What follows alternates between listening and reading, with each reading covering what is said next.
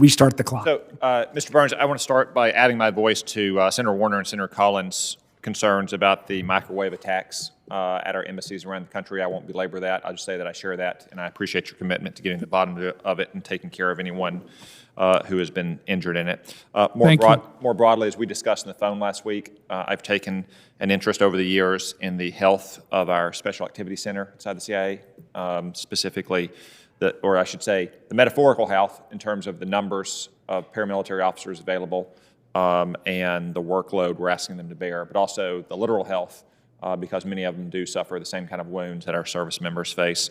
And I just want to speak today publicly about what we discussed on the phone. You do commit to ensuring that these officers and their families have the very best medical care and support available. Absolutely, sir. I've seen firsthand the sacrifices that they've made, the courage they've demonstrated, especially over the last 20 years, and so I'm absolutely committed to that. And that includes continuing the work that Director Haspel and her leadership has already started yes, sir. To ensure that these officers have care that is equal to, if not better than, what we already provide our service members and veterans. Yes, sir. Thank you.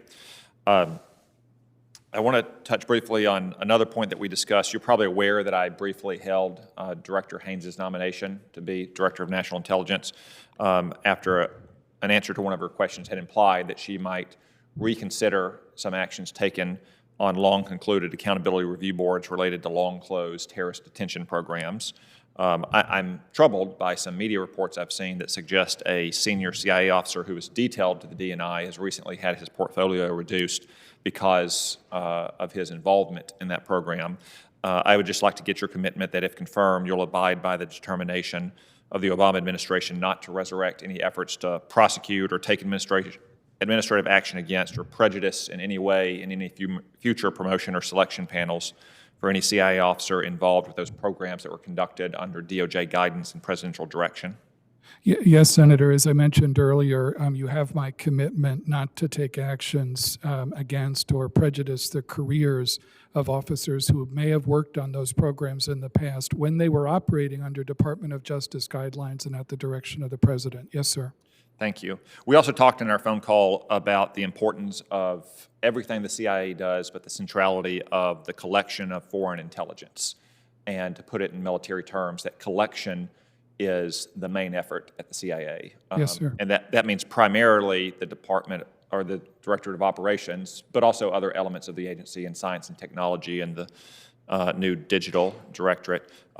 You agree that collection of foreign intelligence is the main effort at the Central Intelligence Agency? It's the core of CIA's mission. Analysis, in other words, what you do with that collection to put it in a form that's going to be most useful to policymakers is obviously critical as well. But at the core of what the CIA does is that foreign collection, and particularly human intelligence. And that's because the collection of foreign intelligence, put in layman's terms, stealing foreign secrets, is what allows those analysts to have an even richer analysis than what they would have if they were only using publicly available sources, the way, say, an academic or a think tank scholar might. That's correct. And it does involve, as you said, stealing secrets and doing it in a way that's superior to what our rivals and adversaries try to do. Thank you. We also talked about covert action. I shared my views that too often administrations in the past of both parties have viewed covert action not as a supplement to policy, but as a substitute for policy. Would you agree with that assessment? Yeah, and I think it's one of the big dangers. I mean, I haven't had a chance to be briefed in detail on existing covert action programs, and it's something I look forward to talking about in closed sessions in the future.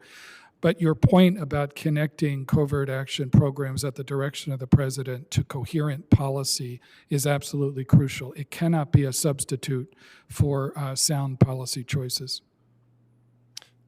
It is, though, however, in many cases, a sound supplement to a broader foreign policy, and that we should not have a reluctance to use it where it is yes, sir. As one tool in a coherent strategy and policy, I absolutely agree with you.